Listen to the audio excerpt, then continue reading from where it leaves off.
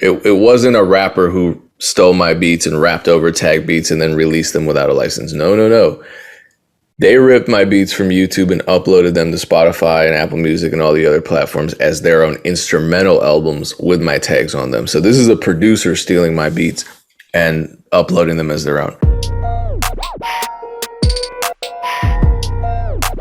Peace, what's going down? It's the Music Entrepreneur Club podcast. It's very early for all of us. And so I'm breaking the uncomfortable silence by just hitting record. My name is DJ Payne One. I'm joined by Aaron Knight and Dame Ritter. We're all here still. And we're ready to talk to you about the best topics, most current topics in the music business.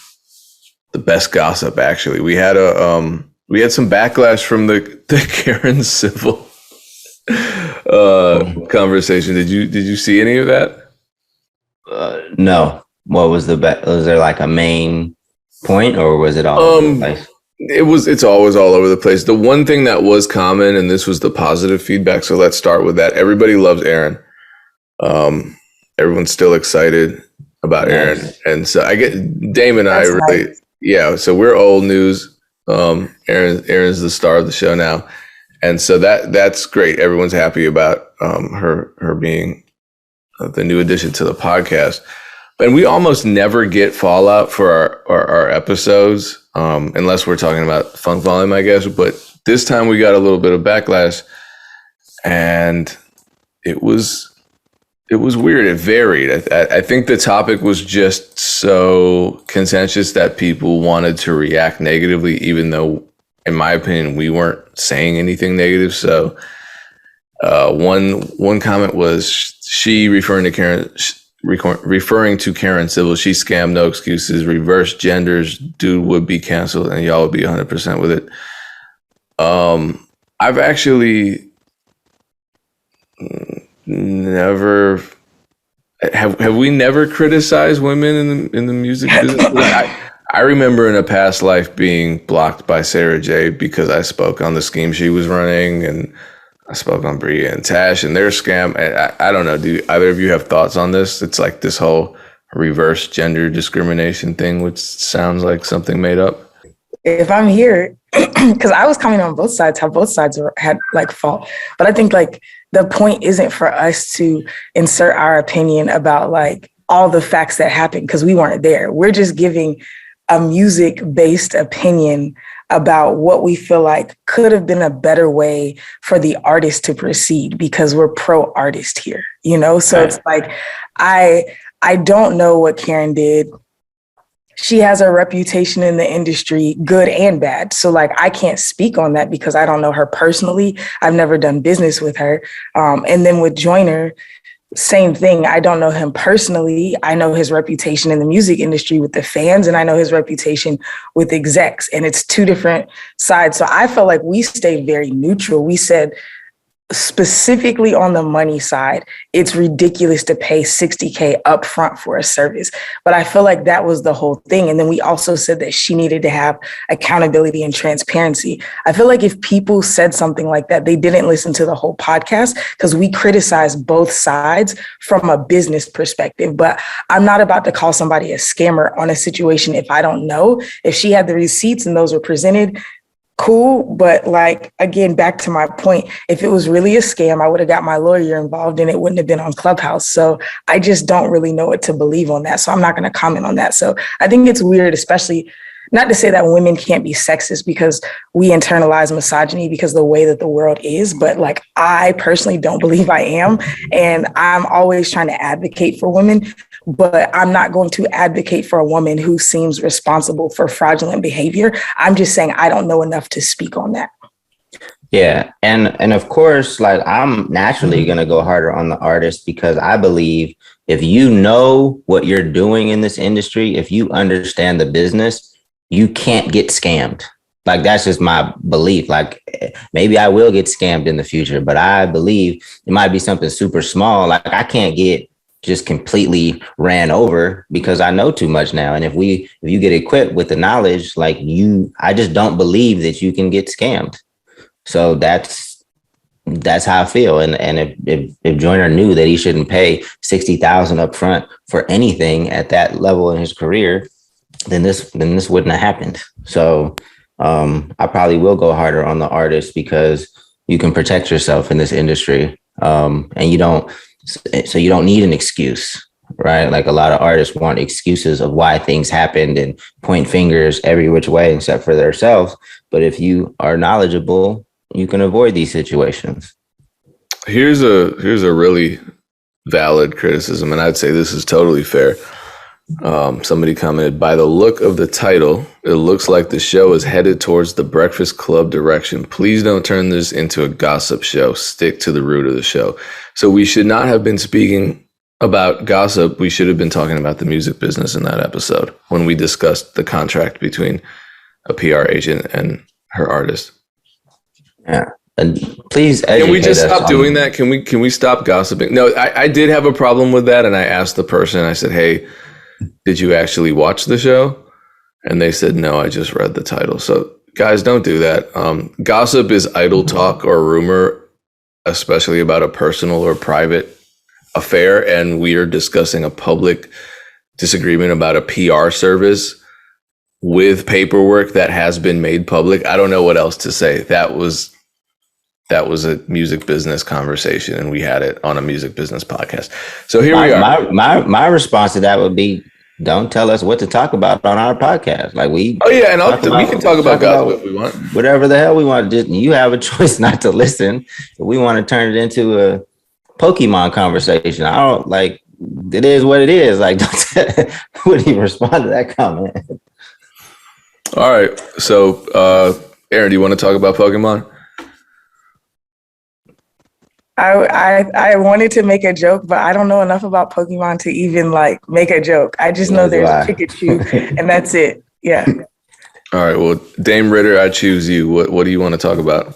So I thought I was going to talk about one thing, but it turned into a totally different topic. So I was on Twitter and there was a band. I'm not going to say their name now because I lost respect for them.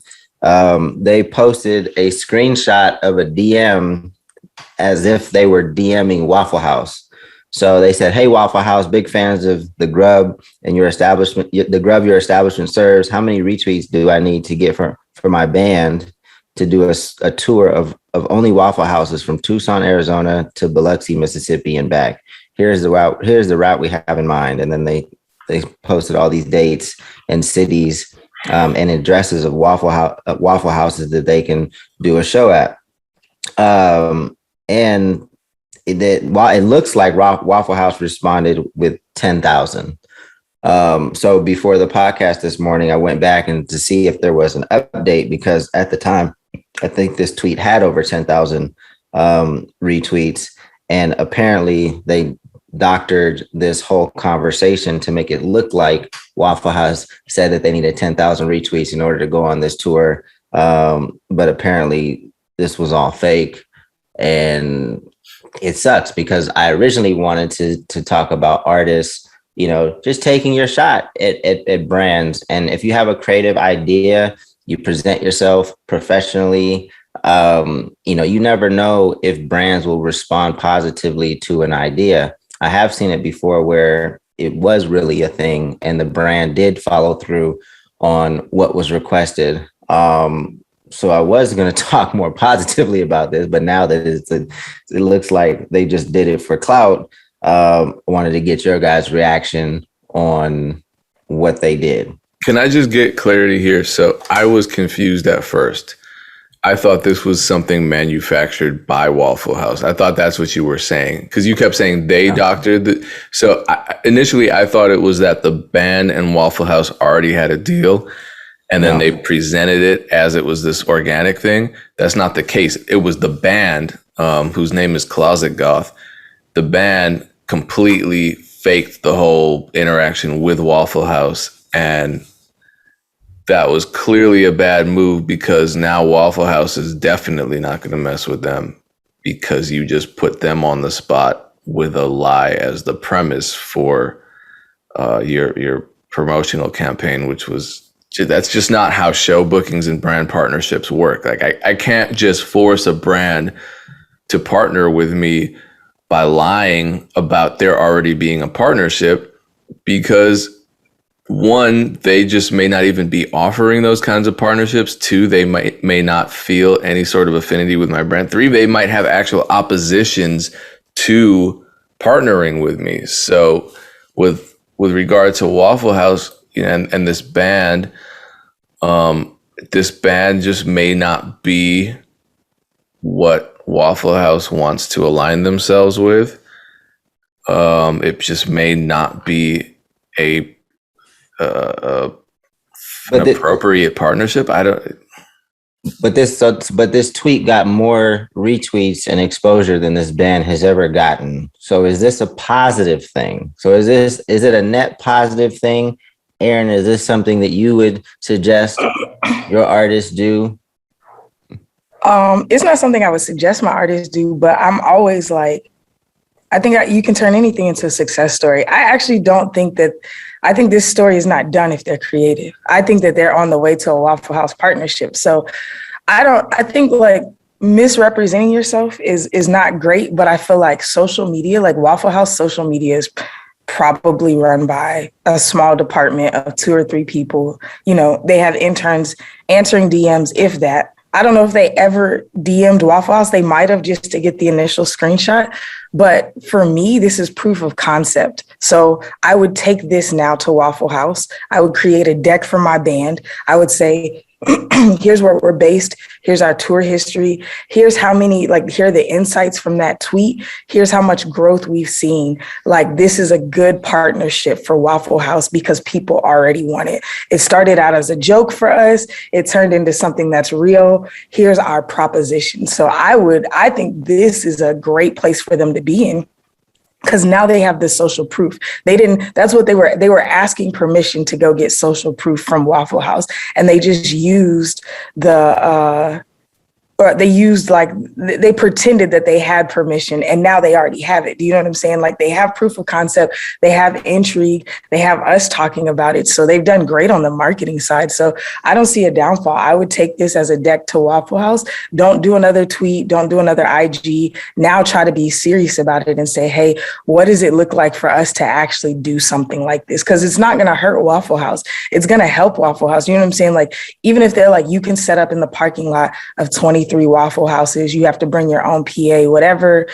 You know what I'm saying? It has to be between these hours. It doesn't do anything negative to Waffle House. They could give the guys a free meal. Now they have a venue. I love it. I've done so many grassroots tours in my life.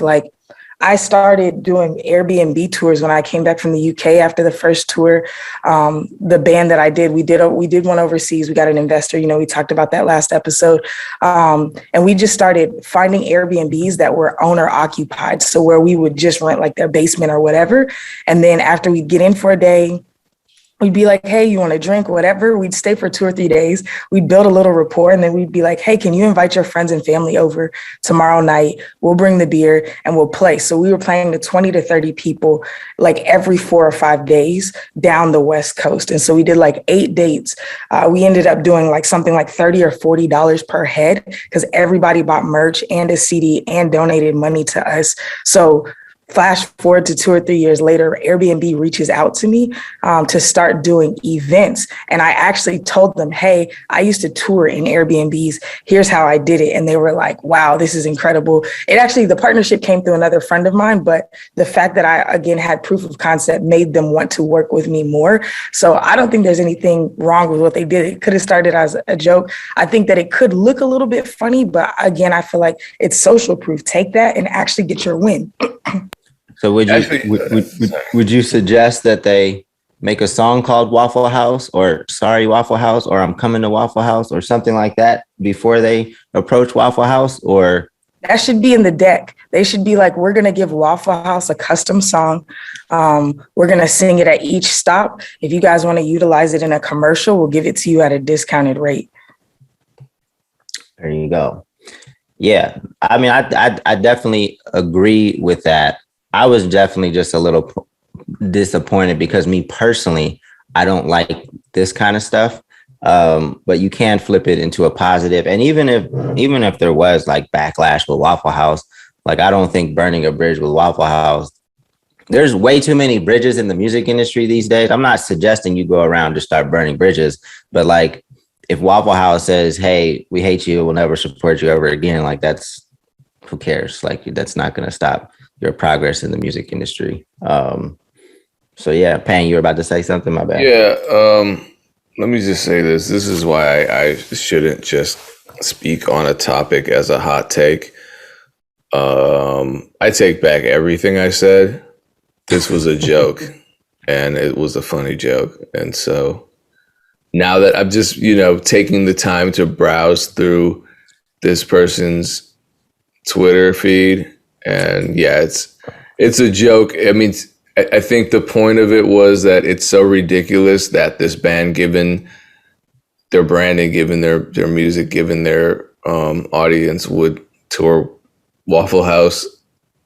That's what's funny about it. It'd be like Future going on a Dare campaign. You know what I mean? That's hilarious.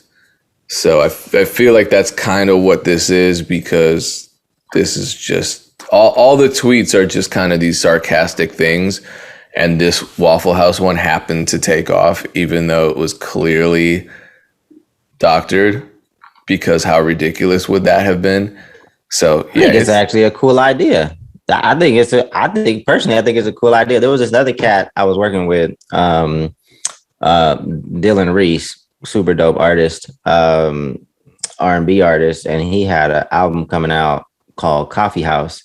And I told him that he should hit up coffee houses around, like local coffee houses, and perform inside the coffee house. I actually think it would be kind of cool. No, I agree with you. That's because his album was aptly named, and his sound and his aesthetic fits. I don't believe that a hardcore band by the name of Closet Goth is just a natural fit for Waffle House. I think it's a joke, especially when, they have songs like Touch Myself and No Good Motherfucker and so forth. I don't think that this is a serious attempt at a brand partnership with Waffle House. But to pick up on what Aaron said, I think it is a net positive. So I take back what I said now that I know more about it, and I shouldn't have spoken on it when I did without knowing. Well, just in general, like, I just think that artists, if you're a fan of, like, obviously, Marshawn Lynch is a fan of Skittles. We know that because he, eats Skittles before the game. If you're a fan of any brand, like, plant that seed early, like just insert it into your content. It might be next month, might be 3 years from now, might be 10 years from now. Like if you have that trajectory, your stuff is growing and you've been using, you've inputting the product into your content organically, you just never know when it will turn into an actual partnership. So I would include that in your story very early, because then you'll have that track record when you actually do reach out to them, and you'll see the history very early when you put it into your video. And now that your video has grown to however big it is now, like you can see that it was a natural fit and it wasn't just, hey, you guys want to check. So I think you should plant your seed early. I think that's the takeaway. Just so this isn't gossip. We don't want to be a gossip podcast. There is a takeaway. So plant your seeds early and be professional. Be creative. So. And if you have jokes on Twitter, sometimes they go viral. Yes, Twitter's the funniest platform to me. Twitter is hilarious. There's people on Twitter that should be making money doing something in comedy, because Twitter is hilarious. I laugh at Twitter the most, for sure. Twitter actually frustrated me yesterday. Why did it frustrate you? Mercury's in retrograde, right? So people are just kind of acting frustrating.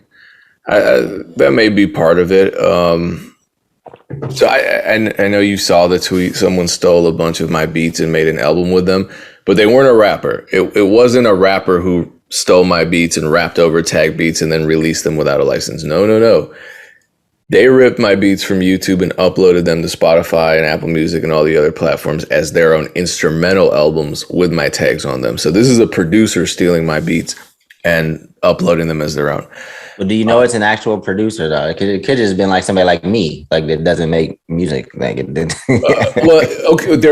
They're posing as a producer, so they named it an instrumental album, but it's just beats that they literally ripped with a YouTube ripping software or website, and tags and all, same titles as me, everything. They just put them straight on the platforms through Merlin distribution. Didn't even change the titles? They didn't even change the titles, no.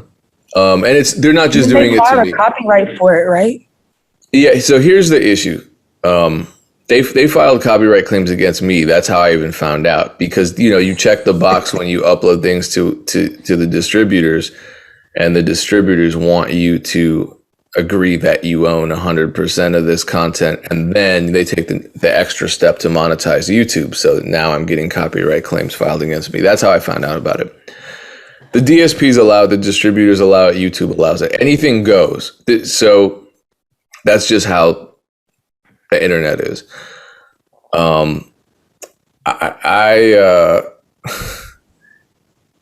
My problem with how the system works is that most distributors, so if it's like a TuneCore or a DistroKid or something, they have an email that you can just contact them on and say, there's a copyright problem. I think it's like copyright@tunecore.com or something like that.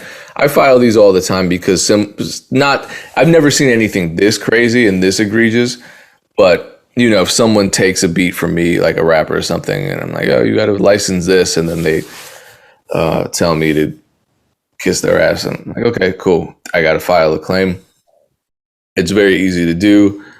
They have a protocol and everything. Spotify, all the major platforms have very clear pathways to DMCA claims. I'm used to that.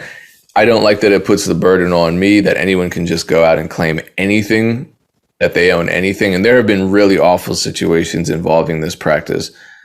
Fortunately, this isn't the worst thing in the world to happen to anybody. But with this distributor, Merlin FUGA, their website has no contact information at all. They have a stupid ass little contact form, which is like, are you interested in Merlin? Who are you? What do you do? What kind of music do you make? It's like, I make the kind of music that your users steal.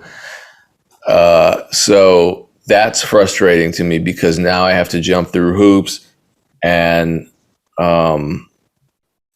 file individual DMCAs with each platform.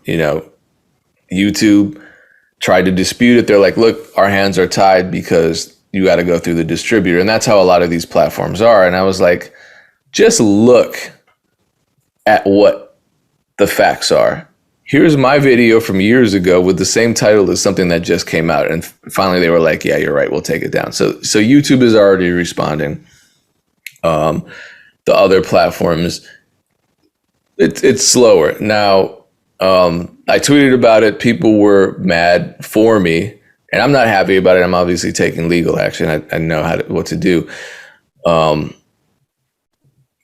there were some really awful responses to it, and I'm actually more upset about I'm not upset, but the responses were more upsetting to me, to my story, than what actually happened to me.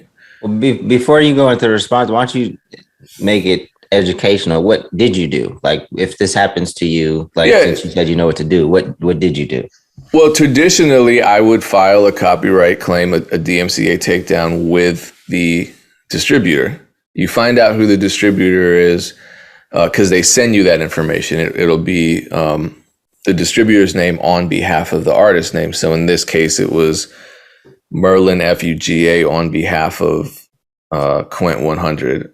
And his real name is displayed there and everything too, Quentin something or other. So he can be found. But the problem is, as I said, Merlin FUGA is this unpopular distributor simply because it doesn't allow for clear pathways to DMCA takedowns. If you go to any other website any other distributor, as far as I've experienced, you can contact them right away and say, and go to their contact page, and there's a copyright email, and you email the copyright. And sometimes they make it really easy, where they just have a template and they say, hey, if you have a DMCA claim, copy this template, just fill in the information and send it to us. That makes it easy. And these distributors, from in my experience, are really responsive, because they allow people to steal music, but they, because what can they do? They're not going to sit there and check every single song that gets uploaded. They can't do that.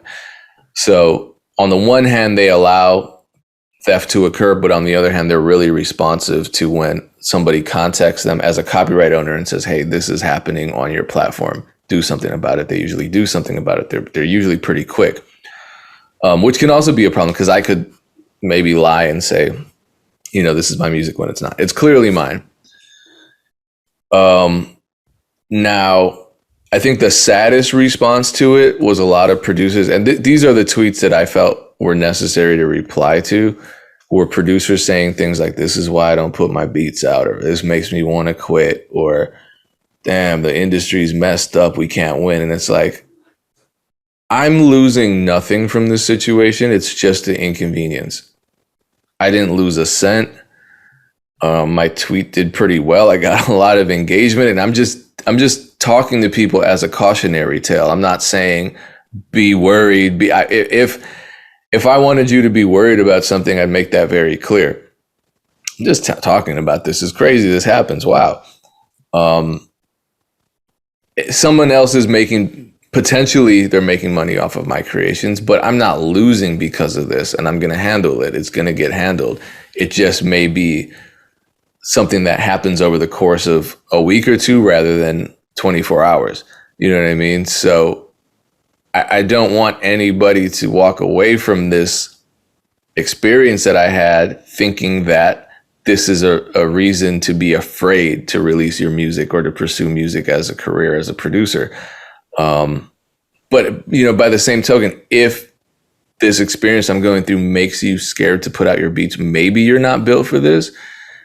I'm not saying that to be mean. I'm saying that because way worse things are going to happen to you probably in the music business if you stick around for a while. I mean, awful things. I've told stories where I'm damn near in tears, where people that I loved and respected and looked up to did horrible, they turned their backs on me, did horrible things. And I'm still here because I'm stubborn, and that, every day I wake up and I'm happy and excited to make music as a career. So in spite of all the bad, every job comes with bad. I think this is the greatest thing I could have done. I'm not trying to discourage anybody. And I guess I'll leave it on that note, because otherwise, no, let me just say this. Do you have, either of you, you have friends that you vent to where you're just like, I had a bad day, I just want to talk to somebody? Yeah. Does it ever bother you? I know this is an ongoing problem with just interpersonal relationships, but does it ever bother you? Have you ever avoided venting to certain people because all they want to do is give you advice or like tell you what you're doing wrong, when really all you want to do is just talk? Yes. That's why I don't talk about music stuff to most people anymore, because I think that there's a lack of like understanding that like, hey, I'm going to create a solution, but I just need to be a human right now. And a lot of times people are like, what? Your artist did what? Or this person did what? You need to go do this, this, and this. You should stop doing this. And it's like, you have no context for my life. We operate outside of the bounds of typical business. It's just going to be, and when I say no context for my life, no context for my music life, because it's so nuanced. If you're not in the music game, you really have no idea. And then even if you are in the music game, if you're not in it to the degree I am, or in the way that I am, meaning like you could work at a label and I work for myself, my woes are way different. So it's like, it's not a solution-based thing necessarily. It's just like, can I just be a human being? When with relationship advice too, that's another kind of touch. I think that's something everyone can relate to if they're dealing with their partner being a jerk, because Mercury's in retrograde right now, or, whatever the case is. Sometimes they just want to talk about it. I avoided when I'm in relationships, whether I should be in these relationships or not. If I'm talking to a friend and their response is, "Oh man, fuck that bitch," I'm like, I don't need that energy right now. Don't, or like, you need to do this. You need to go home and tell her this, and they're like, no, I don't need. One, that's just kind of disrespectful, and two, this is not.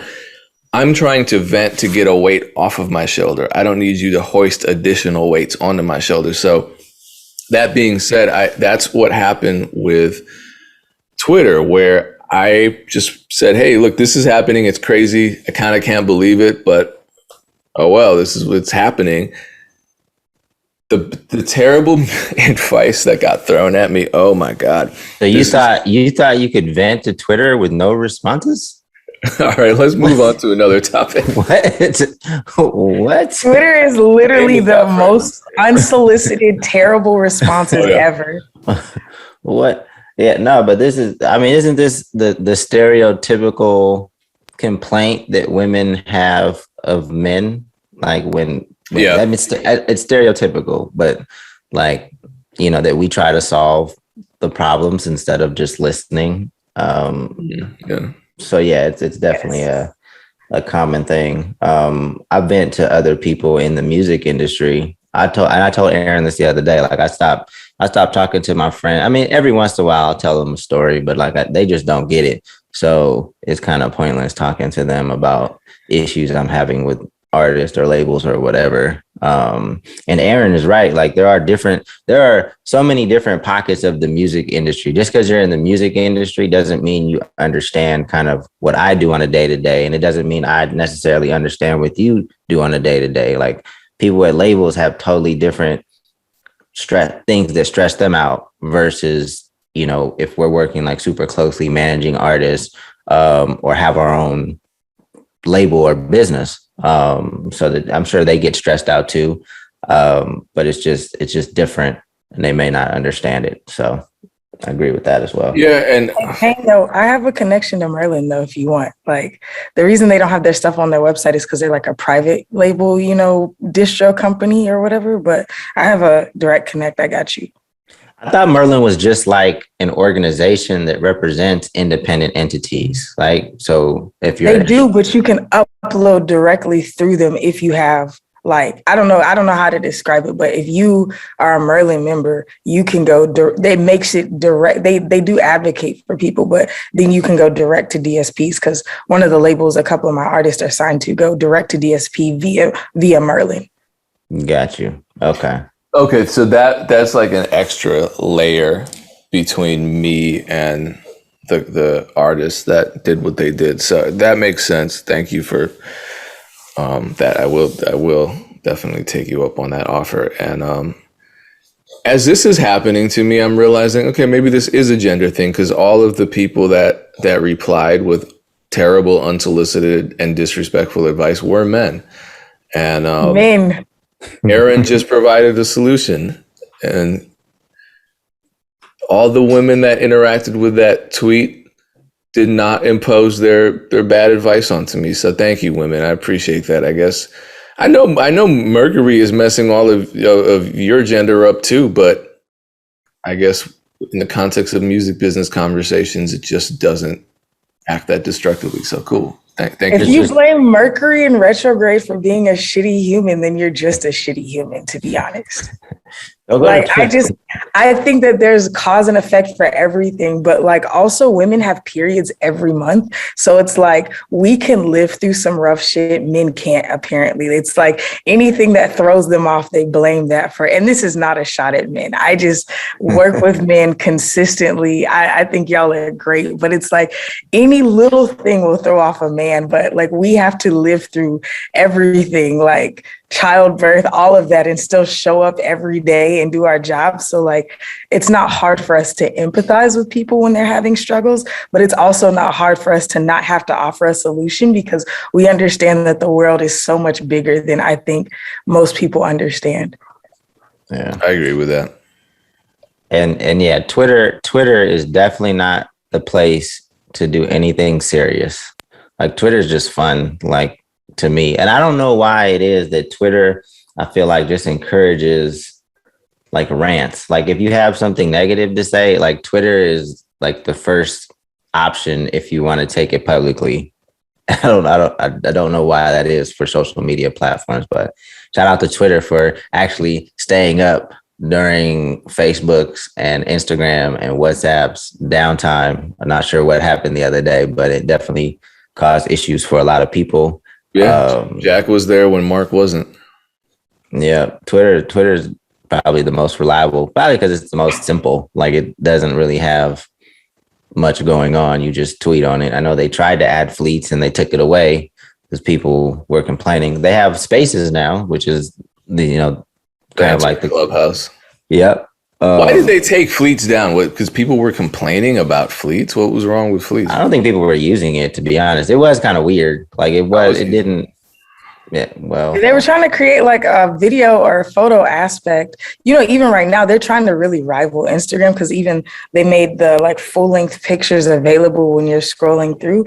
I think it's cool to optimize the site, but I think that they were trying to like eat on different people's property. And so I thought it was dumb. I never used fleets, but hey, shout out Twitter. We love y'all. If you want to sponsor the MEC tour, we'll figure out a way to do something with that. Like Twitter's my favorite app. And I'm not just saying that right now, but I spend my most time on Twitter.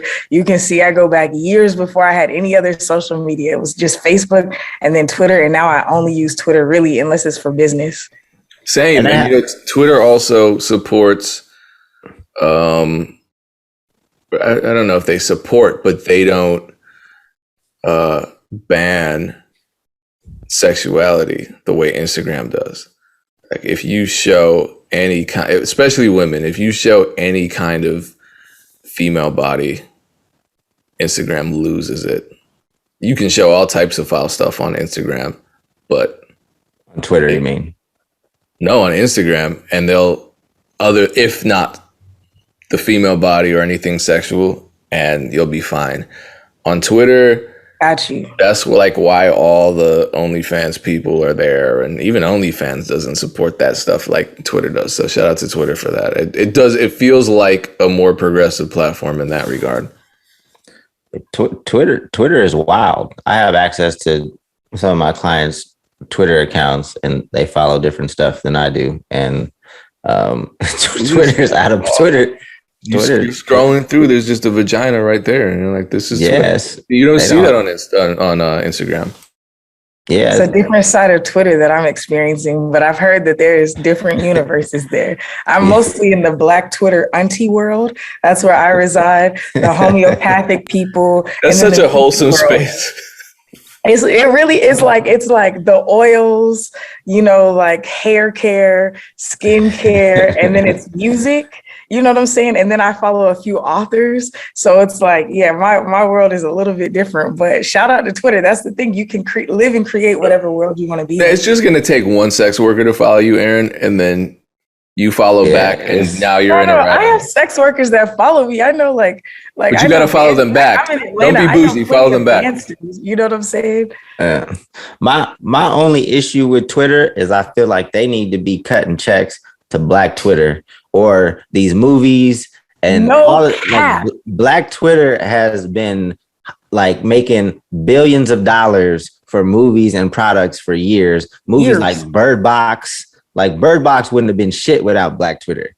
Like I don't know who they need to cut a check to, but Black Twitter needs to unionize or whatever they need to do to start getting checks because they're responsible. They have like a whole Black Twitter, like they have like Black tweeters that they have now working at Twitter. I forget what they're called, the Black something, whatever, and they have their own Twitter account. But Twitter like started hiring more Black creators. I think like 2016, 2017, because they started seeing the uptick in trends of sales and all of that. But I agree. I feel like there's so many viral tweets or like even just the comedy that causes people, even right now with what's this horror, the Squid Games.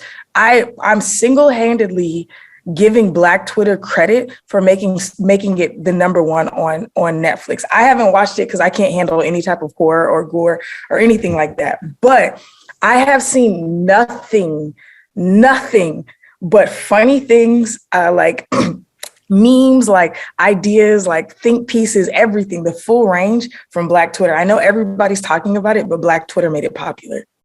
Yeah, shout out to Black Twitter because there's some comedians in there. I don't know if their comedy translates to anything else but written or memes, but start working on some sketches or something because some of you guys are hilarious. It translates to other platforms, that's for sure. You see that stuff being reposted on Instagram and Facebook, and it's not just necessarily comedy. It's like heavy social issues, but made to be funny in a way that only Black Twitter can. So, Black people are magical, and it's proven every day on Twitter. Like, it's like, how did you come up with that from that?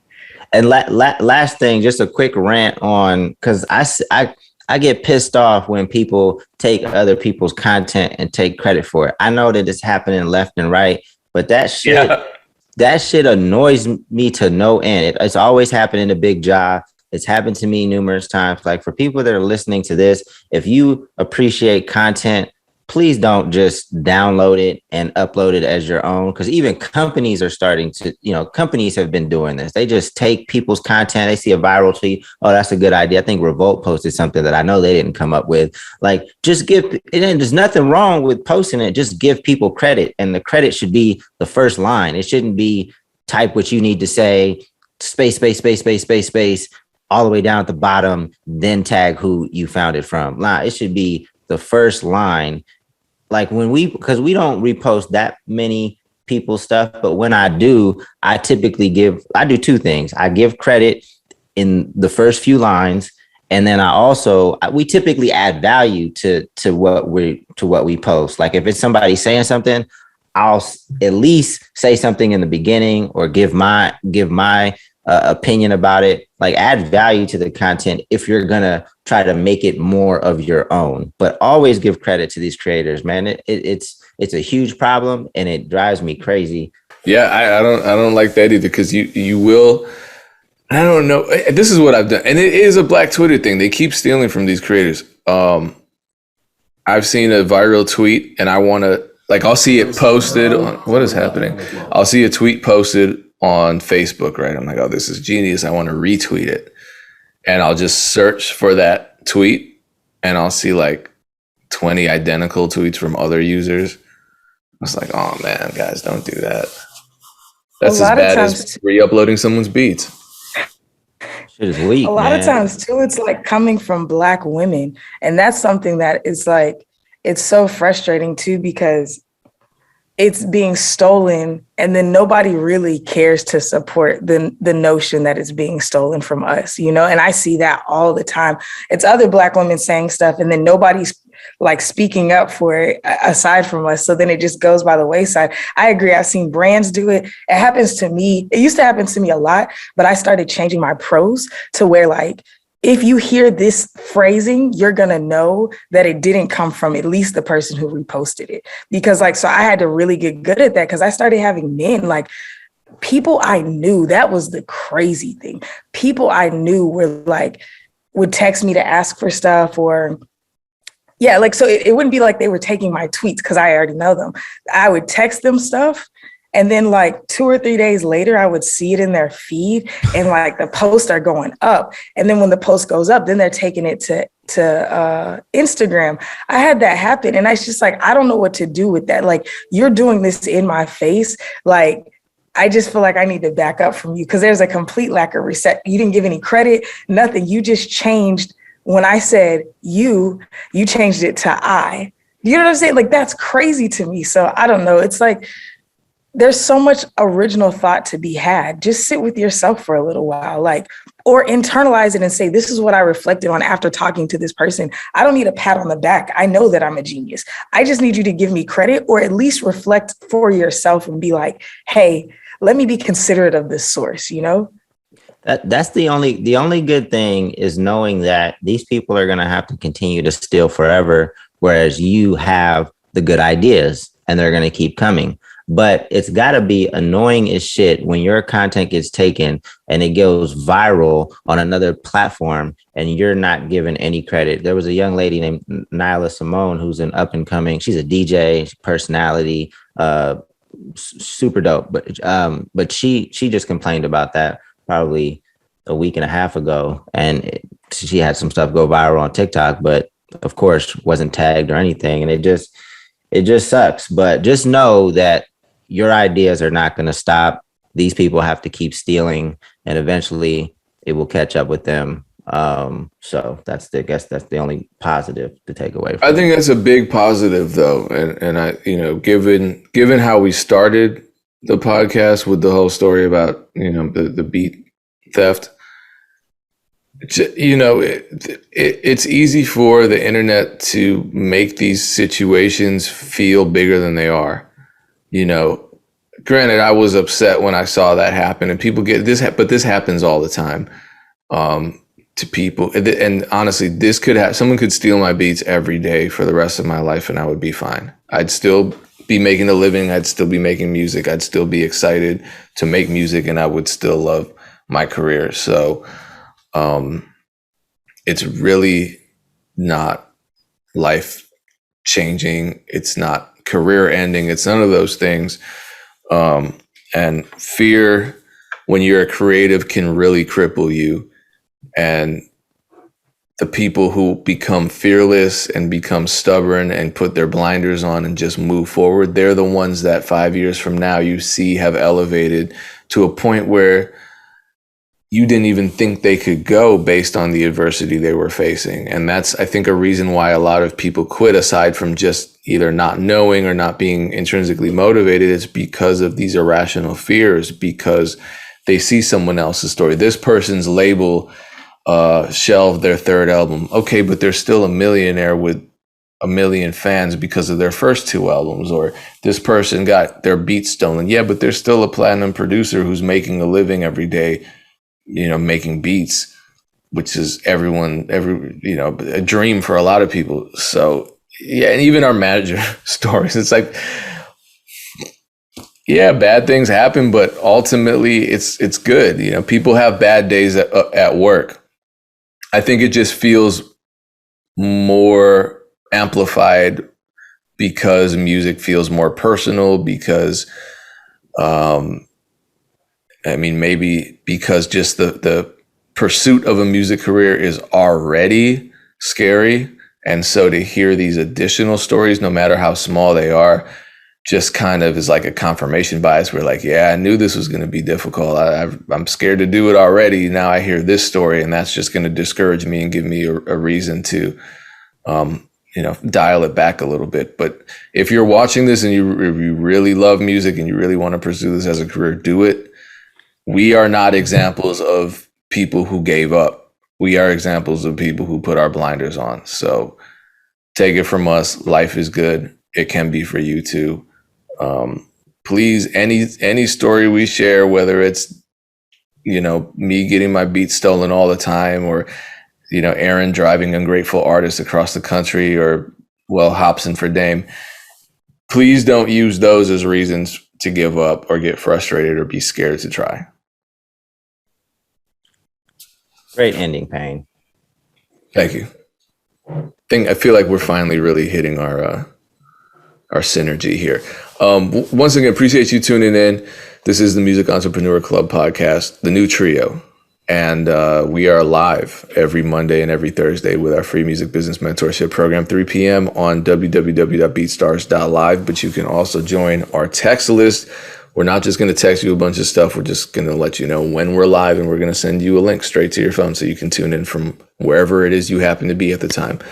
And I always forget the number, so I defer to Dame on this. All you need to do is text MEC to 844-806. Oh, shit. Did I forget the number? 206-7800. So 844-206-7800. You'll get a text alert right before we go live. And we got a lot of dope stuff coming up. I know Erin just hosted her first live MEC session with Luis Pineda, who's an art director. Seemed like a super, super dope cat. Great conversation. Erin's a natural. Her sessions are probably an upgrade from mine. So make sure you tap in to her sessions first Monday of the month. Maybe expand it to 2 Mondays. We'll talk about it. So cool. Appreciate you guys tuning in. Peace.